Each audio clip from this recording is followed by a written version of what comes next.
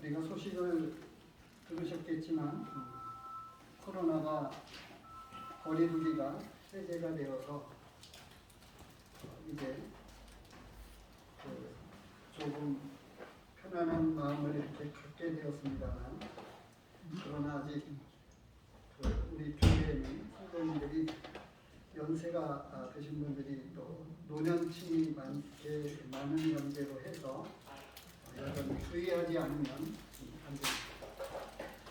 오늘 함께 나누게 될 말씀은 창세기 46장입니다. 46장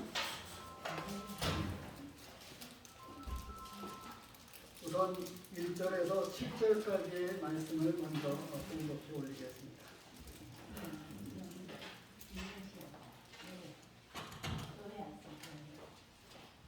46장 1절에서 7절입니다. 이스라엘이 모든 소유를 이끌고 떠나 브엘세바에 이르러 그의 아버지 이삭의 하나님께 희생제사를 드리니 그 밤에 하나님이 이상 중에 이스라엘에게 나타나 이르시되 야곱아 야곱아 하시느니라. 야곱이 이르되 내가 여기 있나이다 하며 하나님이 이르시되 나는 하나님이라. 내 아버지의 하나님이니 애굽으로 내려가기를 두려워하지 말라. 내가 거기서 너로 큰 민족을 이루게 하리라. 내가 너와 함께 애굽으로 내려가겠고 반드시 너를 인도하여 다시 올라올 것이며 요셉이 그의 손으로 내 눈을 감기리라 하셨다. 야곱이 브엘세바에서 떠날 때 이스라엘의 아들들이 바로가 그를 태우려고 보낸 수레에 자기들의 아버지 야곱과 자기들의 처자들을 태우고 그들의 가축과 가나안 땅에서 얻은 재물을 이끌었으며 야곱과 그의 자손들이 다 함께 애굽으로 갔더라. 이와 같이 야곱이 그 아들들과 손자들과 딸들과 손녀들 곧 그의 모든 자손들을 데리고 애굽으로 갔더라. 이 46장에 있는 말씀은 야곱이 이제 죽었다고 생각했던 요셉을 만나게 되는 것입니다. 이 46장에서 잃어버렸던 그 아들 요셉을 만나게 되는 그 극적인 장면을 말씀해 주시고 있고, 이 기근 때문에 이제 그의 거처를 애굽으로 이주하게 되는, 이제 자식들을 데리고 온 식구들을 데리고 이제 말하자면 오늘날로 이야기하면 이민을 가게 된 그런 현상입니다. 애굽으로의 완전한 이주를 하게 되는 과정에 대한 말씀을 해주고 있습니다. 몇십 년 만에 정말 죽었다고 생각했던 그 아들, 너무나도 사랑했던 아들 요셉이었습니다. 근데 이 요셉을 만나기 위해서 한 걸음에 달려가도 부족했을 터인데 한 걸음에 달려가지 못했던 것을 우리는 보게 됩니다. 오늘 본문의 이 서두에 있는 내용이 나머지 내용 그리고 식구들의 이름들, 이제 그 아들들의 그 자녀들을 포함한 70여 명의 이름은 식구들이 함께 이제 애굽으로 내려가게 되는 이 명단들이 나오는 많은 부분을 빼놓고 나면 야곱이 요셉을 만나러 애굽으로 내려가게 된 그 과정에 대한 이야기가 조금 자세하게 나오고 있습니다. 그런데 우리 성도님들에게 제가 질문을 드리면서 우리 함께 생각해 보면 좋겠습니다. 한 걸음에 달려가지 못하고 지체할 시간이 없었을 거예요. 그렇잖아요. 죽었다고 생각했던 아들을 만나게 되는데, 그런데 브엘세바에서 하나님께 제사를 드렸습니다. 그리고 그 제사를 드리는 가운데에는 복잡한 신경들이 있었던 것을 말씀 가운데서 찾아볼 수 있습니다. 자, 이 1절에서 기록되고 있는 야곱이 하나님 앞에 드렸던 그 예배의 마음은 어떤 마음이었을까요? 어떤 마음으로 예배를 드렸을까요? 또 다르게 질문을 드리면 예배를 드리게 된 진짜 동기는 어디에 있었을까요?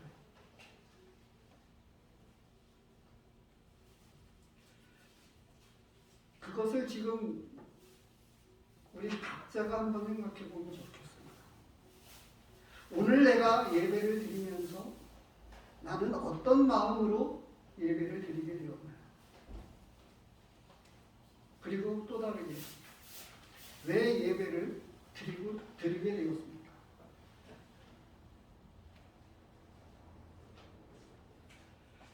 주보의 그 대략적인 이 설교에 대한 제목과 요지들을 정해놓아서 이미 우리 성도님들이 아시리라고 생각을 하고 제가 다른 제목을 말씀드리지 않았는데, 이 46장에 대한 제목은 고민과 갈등 가운데서 하나님의 뜻과 인도입니다. 하나님의 뜻과 인도하심 가운데 살아가는 우리들. 야곱에게는 복잡한 마음이 있었습니다. 한 걸음에 달려가야 되는데 그러지 못하는 마음이 있었어요.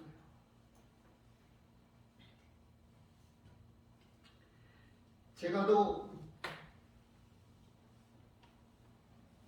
저희 3남매 자녀들이 함께 부모님 밑에서 제가 컸습니다만, 결혼 이후에 거의 제 여동생과 형님을 만나지 못했습니다. 또 앞으로 볼 수 있는 기회가 얼마나 있을지 모르겠어요.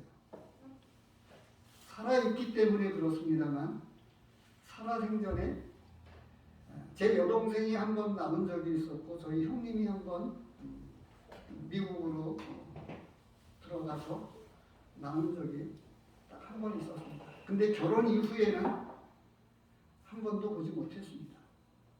심지어는 저희 어머니가 소천에 했었을 때에도 제 형님과 제 여동생은 나오지 못했습니다. 잃어버렸던 아들을 만나는 데에는 아버지의, 부모의 마음을 가지고 이 야곱과 그 식구들을 다 데리고 이 이민을 가는 데에는 그냥 아들을 보러 가는 거하고 온 식구들을 데리고 이민을 떠나는 거는 또 다른 상황이었을 거라고 생각이 들어요. 그런데 그렇다 할지라도 식구들을 데리고 떠나가기 전에 내가 아들을 보러 간다라고 하는 차원에서만 생각을 하면은 조금 간단할 수가 있을 것 같습니다. 이참에 제가 말씀을 드리고 싶은 거는 이런 게 있어요.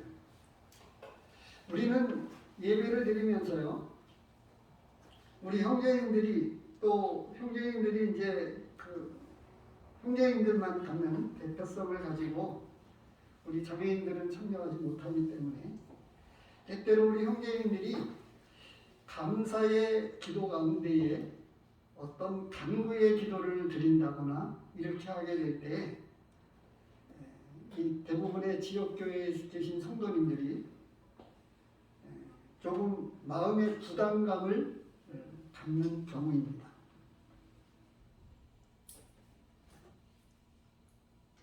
아마 그것은 우리의 공통적으로 분별해 오는 또 이런 분별 때문이라고 조금 생각이 들어요.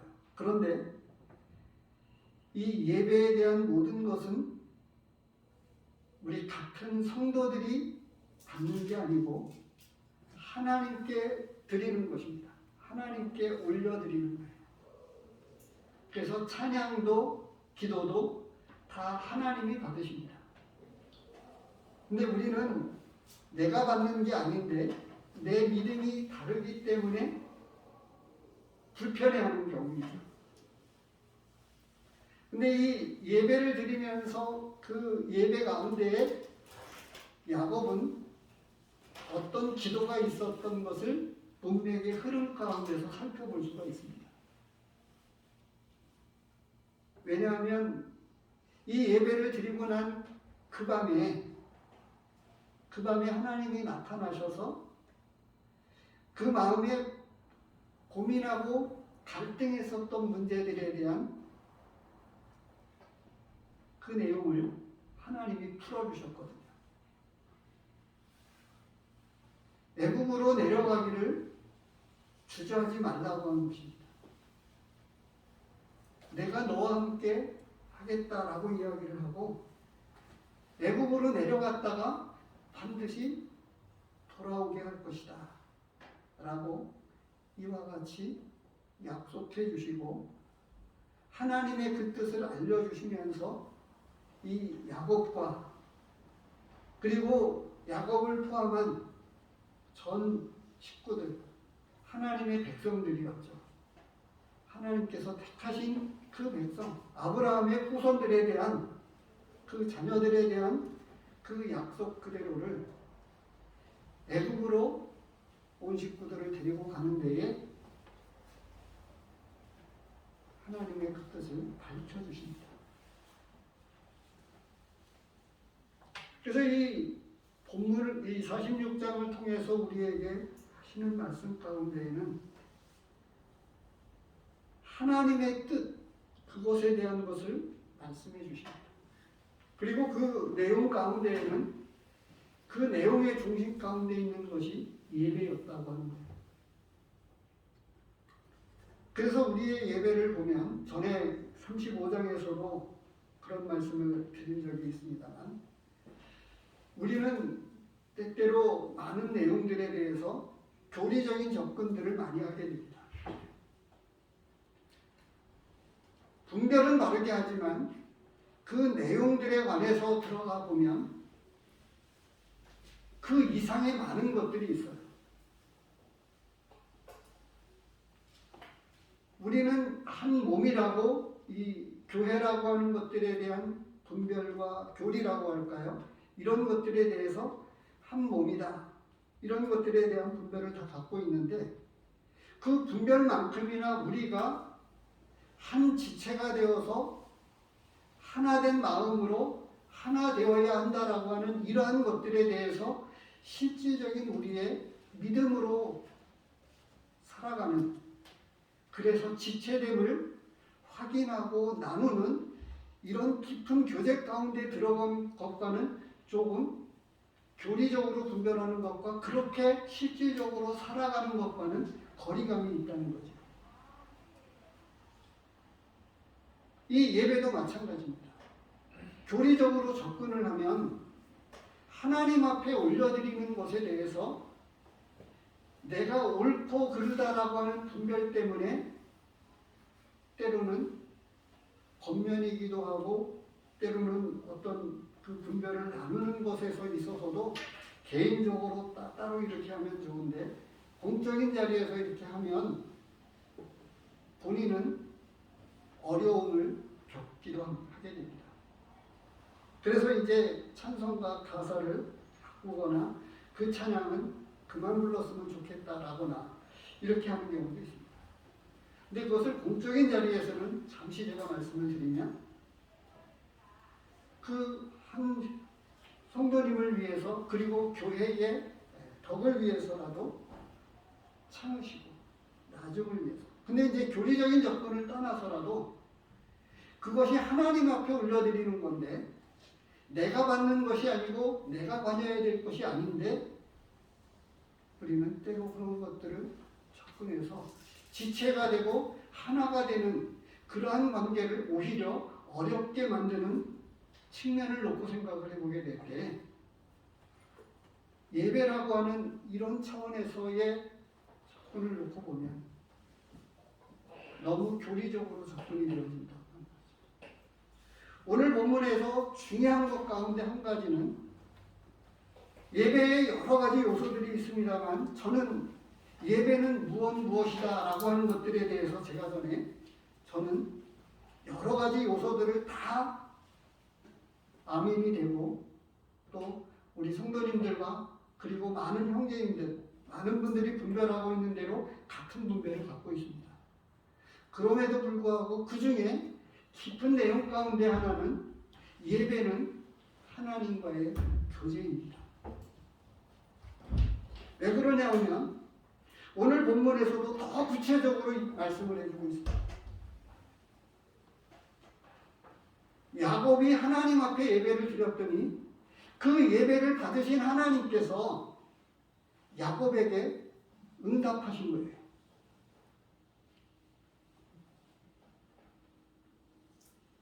하나님이 연락하는지 안 하는지와 상관없이 내가 옳다라고 생각하는 것만 가지고 하나님 앞에 올려드리기만 하면 된다 라는 식으로 예배를 드린다고 하게 될 때 항상 그 예배는 제자리 걸음을 하게 됩니다.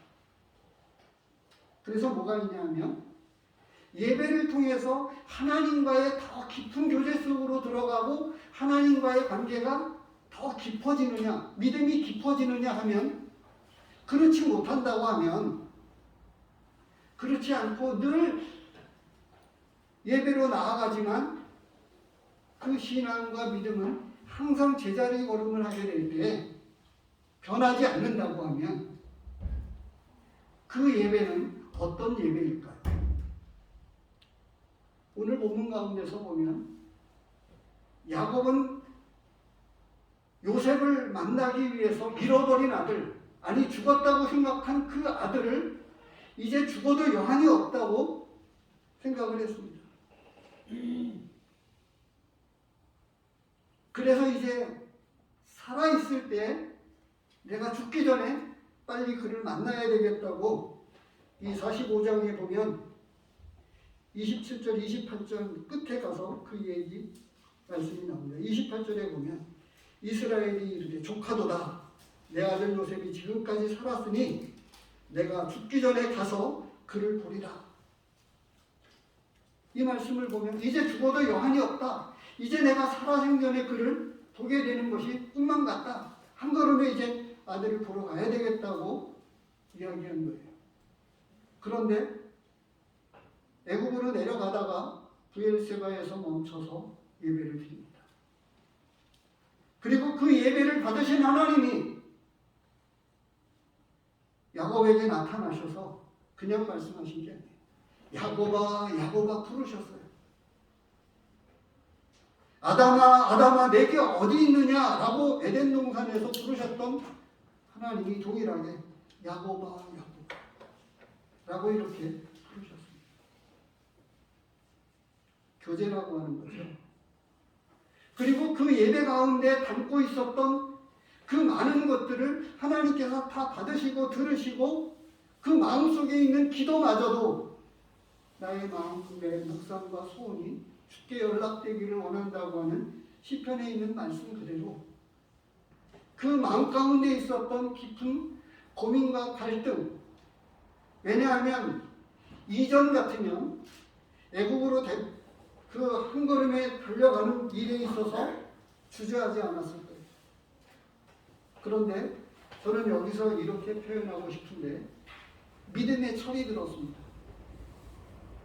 야곱은 믿음의 철이 들어서 이 애국으로 내려가기 전에 이 브엘세바는 애국과의 접경지대입니다.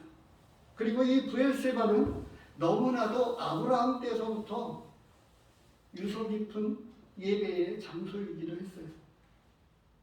그리고 그 장소에서 예배를 드립니다. 많은 것들을 담아가지고 하나님 앞에 예배를 드렸습니다. 제사도 드렸습니다.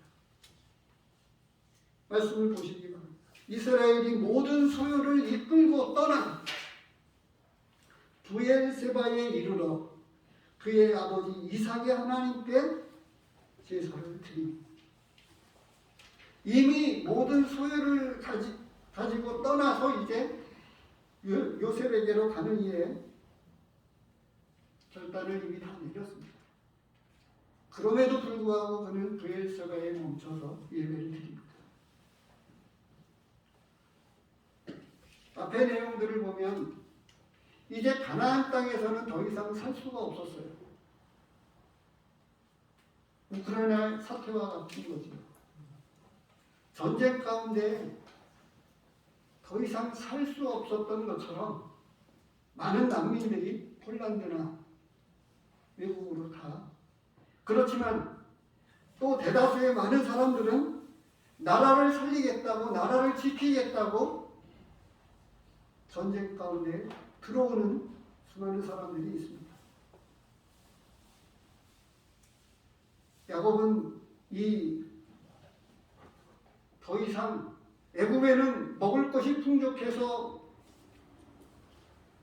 기근이 너무나 오랜 동안 지속되었기 때문에, 7년 동안이나 지속되고 있기 때문에 양식을 잠시 얻어가지고 와서 버텨보았지만 더 이상 버틸 수가 없었기 때문에 양식을 구하러 두 번째 애굽으로 내려갔던 아들들에게서 요셉을 만났고 소식을 다 듣게 된 이 야곱이 애굽으로 다 짐을 싸가지고 떠나게 되는데 브엘세바에 와서 예배했습니다. 잠시 창세기 21장을 보십니다.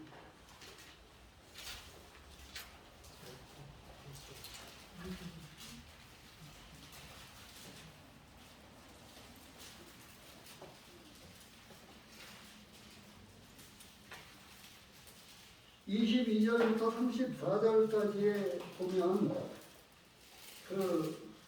아브라함이 브엘사바에서 드렸던 이 예배를 조금 생각해 보게 되는데요. 33절에 나와 있는 내용입니다. 아브라함은 브엘세바에 에셀나무를 심고 거기서 영원하신 여호와의 이름을 불렀으며 라고 되어 있습니다.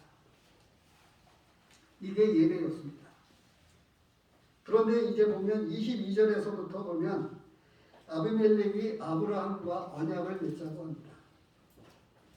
22절에 보니까 그때 아비멜렉과 그 군대장관 비골이 아브라함에게 말하여 이르되 내가 무슨 일을 하든지 하나님이 너와 함께 계시도다. 그런즉 너는 나와 내 아들과 내 손자에게 거짓되이 행하지 아니하기를 이제 여기서 하나님을 가리켜 맹세하라. 내가 내게 후대한 대로 너도 나와 내가 머무는 이 땅에 행할 것입니다. 그렇게 해서 이제 평화조약을 맺고 이제 그리고 나서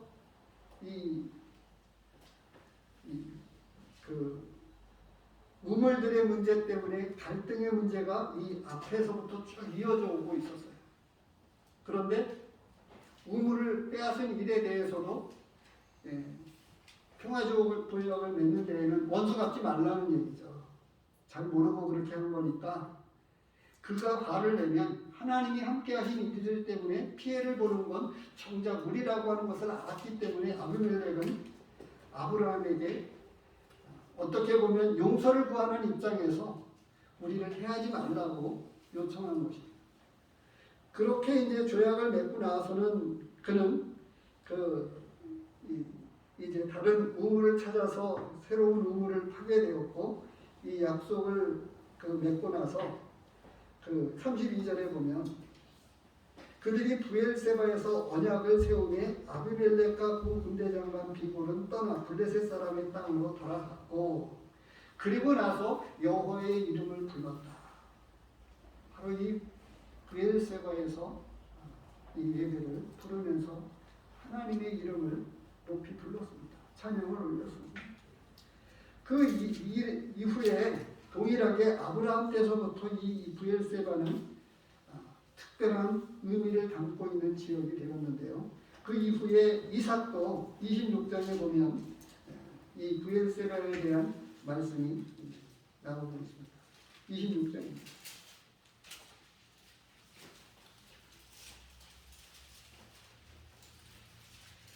우선은 먼저 23절입니다.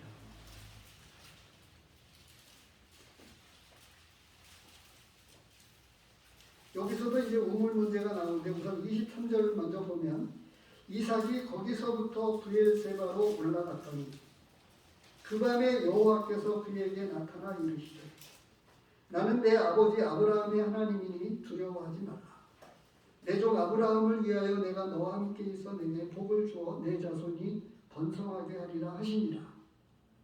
25절입니다.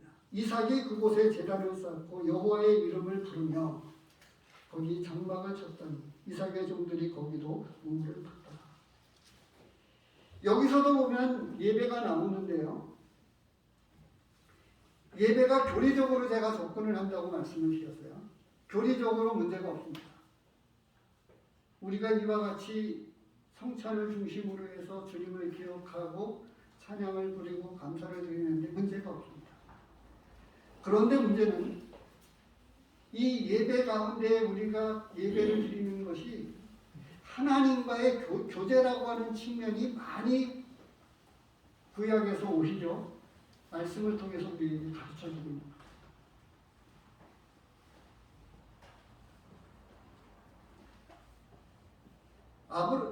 그 이삭에게 나타났던 그 하나님을 인해서 이삭은 하나님 앞에 예배를 드렸다고 하는 거죠. 우리는 정기적으로 그 매 주일마다 예배를 드립니다. 이렇게 많은 예배를 드리면 하나님과의 관계가 더 깊어져서 아니 또 다르게 우리가 진짜 드리고 있는 이 예배 중심에 있는 게 뭐죠? 십자가잖아요. 제가 의도적으로 내가 그리스도와 함께 십자가에 못 박혔다고 하는 찬송을 부릅니다. 기성교회에서 사도신경을 가지고 신앙 고백을 하는데 우리의 신앙 고백은 이 성찬 자체가 신앙 고백입니다. 주님이 내 죄를 인해서 나 때문에 죽으셨다고 우리는 고백하고 있고 주님이 십자가에 못 박혀 죽으셨을 때 나도 죽었다고 이 예배 가운데 우리는 고백하는 거예요. 그래서 이 고린도전서 11장에 나오고 있는 대로 그의 죽으심을 오실 때까지 전하는 것입니다 라고 할 때 이 성찬 자체가 주님의 죽으심을 전할 뿐만 아니라 나도 십자가에 함께 예수님이 죽었을 때 나도 죽었다 라고 하는 것을 같이 우리는 고백하면서 우리의 성찬 자체가 전도이고 이 성찬 자체가 우리의 신앙 고백입니다. 이런 고백이 고백적으로 나아가면 우리는 날마다 죽어서 매주일마다 우리의 신앙의 가장 근본을 잊지 않고 있기 때문에 우리의 신앙은 더 깊어져야 되고 하나님과의 더 깊은 교제 가운데로 나아가야 되는데 감사면 드리면 된다라고 의무적으로만 드리니까 이사야서 1장에서 이야기하고 있는 대로 뭐가 되지요? 내 마당만 갚는다 라고 하나님이 이스라엘 백성들에게 향해서 말씀해 주셨던 것과 같이 매주마다 예배를 드리는데 우리의 신앙은 변화가 없다고 합니다. 우리의 예배는 진짜 예배이겠느냐라고 하는 거죠.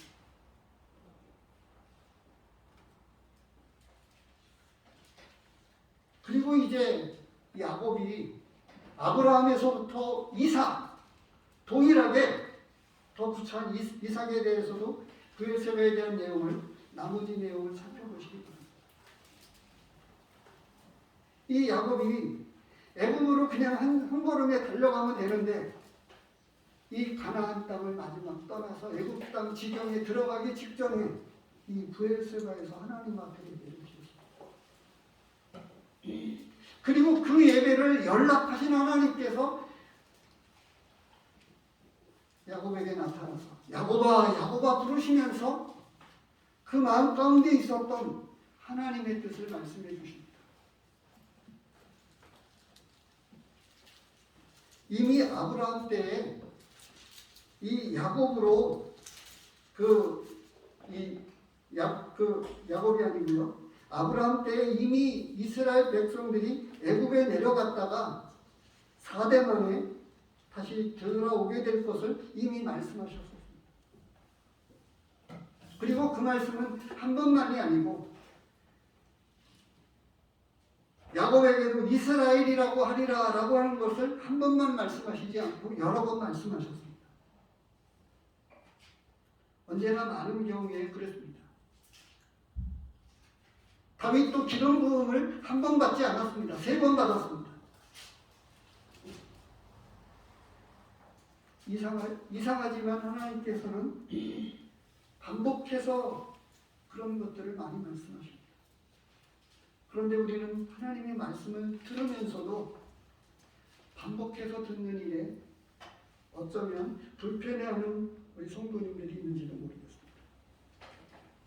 어찌됐든 이 야곱은 브엘세바에서 하나님 앞에 예배를 드렸습니다. 그래서 이 예배를 통해서 하나님 앞에 나아갔고 그 하나님 앞에 나아가서 하나님, 내가 애굽으로 가야 될까요? 말아야 될까요? 이 예배를 통해서 하나님의 뜻을 아뢰었다고 생각이 들어집니다. 연락하신 하나님께서 그것을 답을 주셨습니다. 그래서 어떤 경우에는 저도 새롭게 조금 더 깊이 생각하게 되었습니다만 그것은 뭐냐 하면 예배 가운데 있는 예를 들면 이런 거예요. 명백하게 믿음으로만 얻게 되는 구원에 대해서 그것에 대해서 기도가 잘못되어지거나 이렇게 되면 문제가 되어지죠. 십자가에 대해서 부분적인 그런 것이라고 하면 아직도 남아있는 어떤 그런 우리의 죄를 우리가 대신 담당해야 된다라고 하는 이런 차원에서의 어떤 기도가 되어진다라고 하면 그거는 문제가 되겠습니다만 이 복음과 관련해서 완전한 구속 그리고 믿음으로 말미암는 이 칭의 그리고 하나님의 자녀됨을 얻게 되는 특권 이런 것과 관련된 것이 아니라고 하면 명백한 우리의 신앙적 근본적인 교리에 대한 문제가 있다라고 하면 그것이 아니라고 하면 우리는 예배 가운데 하나님 앞에 올려지는 어떤 것들에 대해서 부족한 그리고 연약한 그런 부분들을 우리는 용납할 수 있으면 좋겠습니다. 그리고 이 예배 가운데 그 마음 가운데 드려졌던 우리 성도님들이 생각해 보시기 바랍니다. 이 브엘세바에서 야곱이 드렸던 그 예배 가운데 하나님께서 그 받으신 하나님께서는 야곱에게 이야기합니다. 3절에 하나님이 이르시되 후반부에 보면 애굽으로 내려가기를 두려워하지 말라. 내가 거기서 너로 큰 민족을 이루게 하리라 라고 말씀을 하십니다. 여기에는 또 많은 깊은 내용이 있어요. 가나안 땅에 들어와서 아브라함으로부터 이삭, 야곱에게 이르기까지 살았습니다만 야곱의 경우는 어떠했습니까? 브엘세바를 떠나서 하란으로 떠나갔습니다. 하란으로 갔다가 이제 겨우 다시금 아버지 이삭에게로 돌아왔습니다. 그러면서도 많은 사연들이 있었어요. 이런 것들을 단적으로 줄여서 이야기하면 어떻게 되어지냐면 유다나 이 요셉의 그 형제들이죠. 형제들이 여자들 문제 그리고 이 가나안 땅에 있었던 문화, 이방적인 문화죠. 그리고 우상 문제, 우상 숭배 이런 것들과 관련되어져서 이 가나안 땅에서 살았던 이 야곱과 그 아들들의 많은 신앙적 문제들이 있었던 것을 성경은 하나님의 말씀은 말씀해 주고 있어요. 그리고 이제 이 신앙적인 깊은 문제들이 있었는데 이제 애국으로 내려가는 데에는 먹고 사는 문제가 있었습니다. 기근 때문에 이제 가나안 땅에 더 이상 살 수가 없었던 거예요. 근데 야곱이 들었던 것은 뭐죠? 가나안 땅은 하나님께서 약속으로 주신 땅이었다라고 하는 것을 알고 있었던 거예요.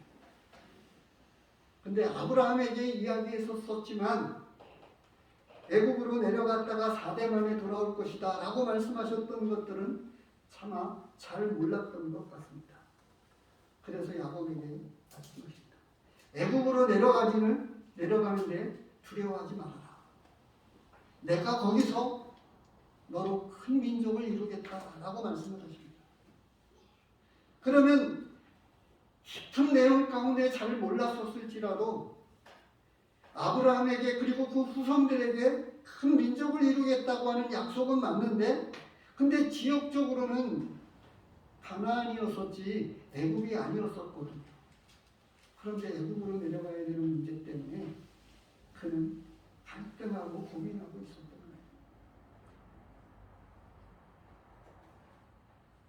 거예요. 4절에 내가 너와 함께 애국으로 내려가겠고 반드시 너를 인도하여 다시 올라올 것이며 요셉이 그의 손으로 내 눈을 감기리라 하셨다. 이 예배 가운데 나아갔던 그 야곱은 이 예배 가운데에서 이제 하나님의 이 연락하신 하나님께서 하나님은 그 뜻을 그리고 하나님의 뜻을 알게 하셨고 그리고 알게 하셨을 뿐만 아니라 그를 인도하셔서 애국으로 함께 야곱을 이끌어서 인도하십니다. 그래서 이 남은 식구들을 데리고 애국으로 내려가는데 문제가 없게 되어지죠. 그래서 6절에 보면 그들의 가축과 가나안 땅에서 얻은 재물을 이끌었으며 누구를 데리고요? 5절에서부터 시작되어지죠. 야곱이 브엘세바에서 떠날 때 이스라엘의 아들들이 바로가 그를 태우려고 보낸 수레에 자기들의 아버지 야곱과 더 이상 살 수 없는 지경에 이르렀던 이 가나안 땅을 떠날 때에 이렇게 확대 해석을 하면 어떨까요? 미국의 대통령이 전용기를 보내서 나와 내 식구들을 안전하게 미국으로 데려가겠다고 전용기를 보내었다고 하면 그와 같은 입장입니다. 바로가 수레를 보내어가지고 온 식구들을 다 데려가는 일에 문제가 없도록 하나님이 그렇게 인도하셨어요. 단순하게 내가 가겠다고 하는 게 아니라 그것을 하나님께서 분명하게 하나님의 뜻을 보여주시고 알게 해주셨을 뿐만 아니라 안전하게 인도하는데 바로가 보낸 수레를 타고 바로가 보낸 수레면 미국 대통령이 타는 전용기를 보낸 거하고 오늘날 식으로 이야기하면 비슷한 개념이라고 합니다. 하나님이 그렇게 인도하셨습니다.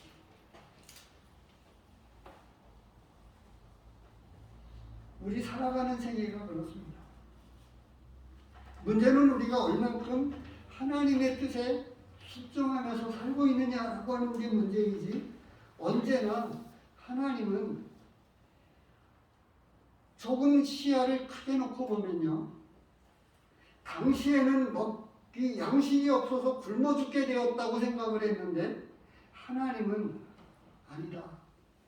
지금 당장 먹을 양식 때문에 고민하지 않아도 돼. 내가 너에게 풍족한 식물을 넉넉하게 줄 테니까 아무런 걱정하지 마. 라고 하나님은 특별한 뜻과 섭리 안에서 그 아브라함의 그 후손들, 믿음의 사람들, 이삭, 야곱, 그리고 야곱의 그 아들들, 그 모두를 하나님께서 누구를요? 요셉을 먼저 보내어가지고 풍족하게 채우십니다.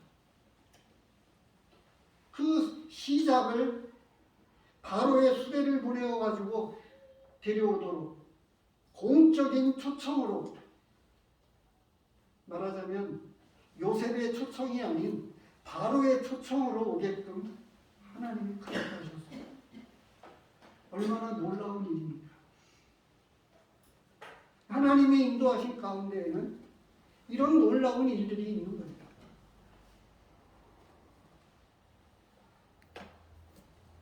그러면서 저는 그 위로 내려온 이러한 하나님의 인도하심에 대해서 생각해 보게 되었습니다. 그리고 감사가 되어집니다.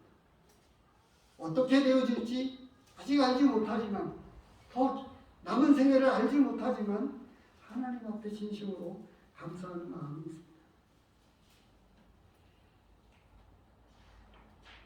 예배를 연락하신 하나님께서 그를 순적하게 인도하시는데 애국으로 이와 같이 인도하셔서 이제 안전하게 고급진 수레를 타고, 그리고 모든 재물들을 이끌고 이 가족들을 이끌고 이제 애국 땅으로 도착하게 되어지죠. 넘어가서 보면 26절입니다. 46장 26절에 보면 야곱과 함께 애굽에 들어간 자는 야곱의 며느리들 외에 66명이니 이는 다 야곱의 몸에서 태어난 자이며 애굽에서 요셉이 낳은 아들은 2명이니 야곱의 집사람으로 애굽에 이른 자가 모두 70명이었더라 라고 말씀하고 있습니다. 27절에 보면 야곱의 집사람으로 애굽에 이른 자가 70명이었다고 되어 있는데, 사도행전에 보면 7장입니다. 우리 성도님들이 조금 내용을 보시면 스데반의 설교 가운데에서 말씀, 이 복음을 전하는 것 가운데에서 내용이 나오고 있습니다. 14절입니다.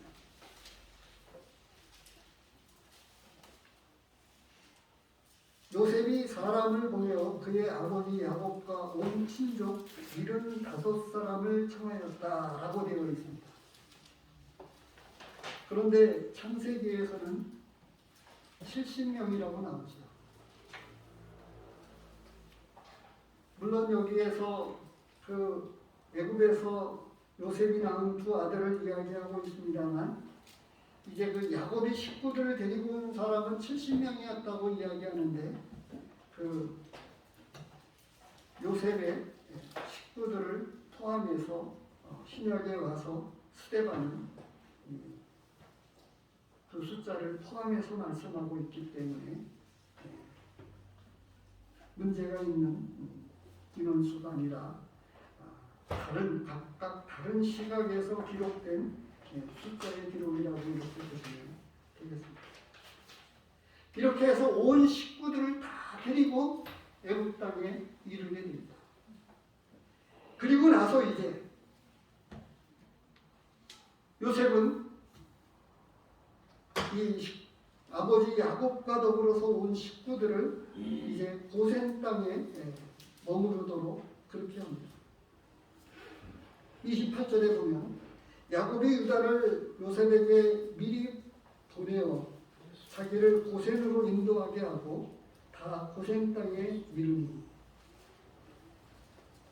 여기에는 요셉의 조언이 있었습니다.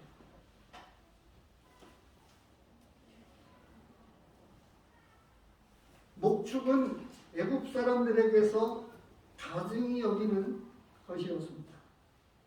아마도 우리 옛날 조선시대의 백정이라고 하는 것과 비슷한 개념이라고 보면 될 것 같아요. 광대나 백정들은 상놈이라고 해가지고 양반 사회에서는, 주류 사회는 천하게 여겼던 것들과 마찬가지로 이 목축업이라고 하는 것 자체를 애굽 사람들에게 있어서는 가증히 여기는 것이었다라고 하는 것을 34절 말씀에서 이야기해 주고 있습니다.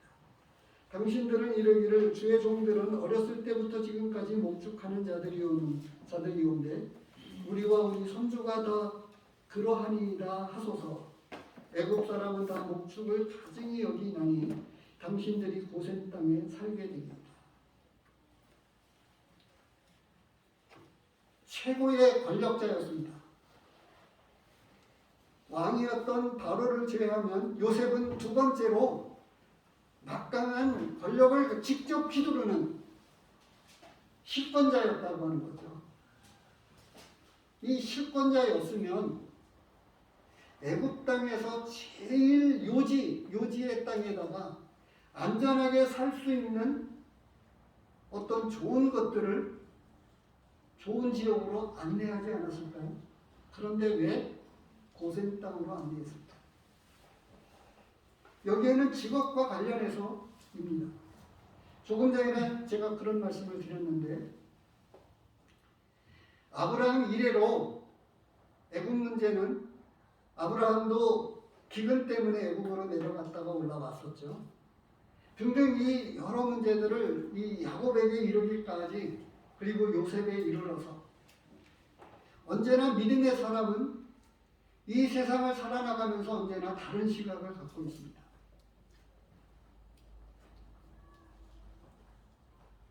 오늘 주보에도 그 적절한 오늘 본문 말씀과 관련된 간증이 있어가지고 제가 간증을 올렸습니다만 광고업에 종사하고 있었던 그 한 부서장이 하나님을 섬겨 나가면서 말씀을 듣다가 깨닫게 된 거예요. 이 땅에서 증인으로 살아야 된다라고 하는 사도행전 1장 8절에 있는 말씀을 가지고 성령이 너희에게 임하시니 이 말씀을 가지고 이 소명을 가지고 살아야 된다. 복음을 전해야 된다라고 하는 것 때문에 그런데 어떻게 복음을 전할 수 있을까? 그런데 그는 명함에 오히려 이 사도행전 1장 8절 말씀을 일부러 각인해서 새기기로 하였다고 그는 고백을 하고 있는데 당시에 이 요셉이 총리였지만 두 번째 자리에 있는 막강한 권력을 가지고 있었지만 그는 믿음의 사람이었습니다.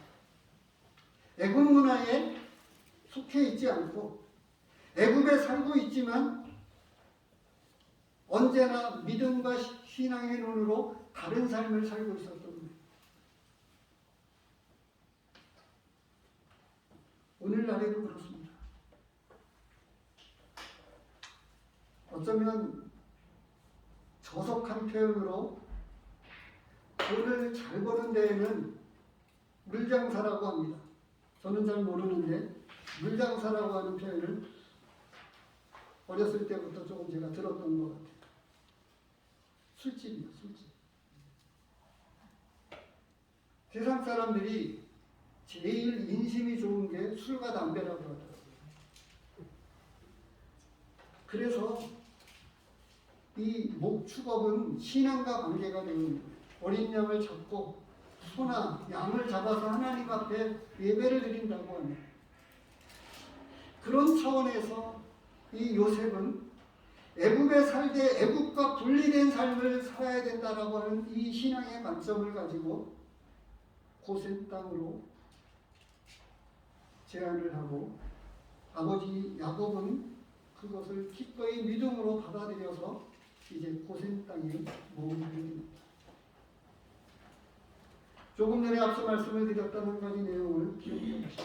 가나안 땅에 살았었지만 이 야곱의 아들들이 가나안 땅에 있었던 여자 문제와 그 가나안 땅에 있었던 문화와 그리고 가나안 땅에 있었던 이 우상 숭배의 문제들로 인해서 그는 많은 어려움을 겪어야 했었습니다.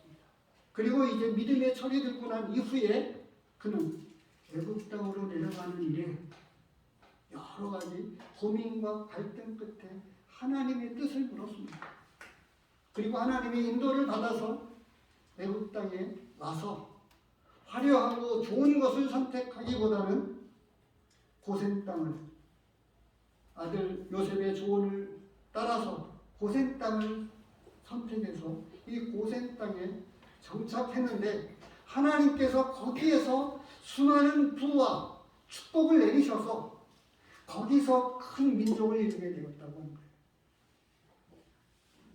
애굽에 살았던 이 야곱과 그리고 요셉, 그 얼마까지 출애굽할 때까지 애굽 사람들이 이스라엘 백성들을 두려워할 만큼이나 하나님께서는 그들이 이 가증히 여겼던 이 목축업을 통해서 오히려 이스라엘 백성들은 화려한 도시에 있지 않았었지만 그들은 축복받은 백성으로 그곳에 살게 되었습니다. 우리가 동일하게 예배가 하나님 앞에 연락되어지는 예배를 드리고, 그리고 이 예배를 통해서 하나님과의 더 깊은 교제 가운데 들어가는 이런 예배를 드려감으로 말미암아 예배를 통해서 우리의 신앙이 조금 더 깊어지고 우리의 신앙이 살아갈 수 있게 되는 것입니다. 그리고 우리가 아직 이 세상의 관점에서 보면 좋은 지역, 어떤 좋은 직업 가지면 잘 되어진다라고 보지만 하나님의 축복에 있습니다. 이스라엘 백성을 축복해 주셨던 하나님께서 이 고센 땅에 정착해서 살았던 이 야곱과 그리고 요셉과 그 모든 자녀들을 하나님께서 축복해 하셔서 애굽에 살았던 백성들이, 애굽 사람들이 이스라엘 백성들을 두려워할 만큼 하나님께서 그 땅과 그 자녀들을 축복해 주셨습니다. 우리가 믿음으로 살아가게 될 때 하나님은 우리와 우리의 자녀들을 축복해 주실 것입니다. 이런 우리의 예배를 통해서, 그리고 하나님의 뜻과 인도하심을 받아가면서 살아가는 생애를 우리가 살아갈 수 있게 되기를 진심으로 원합니다. 광고 말씀을 드리고 오랜 동안 잘 나오지 못하고 계셔서 우리 김선욱 자매님이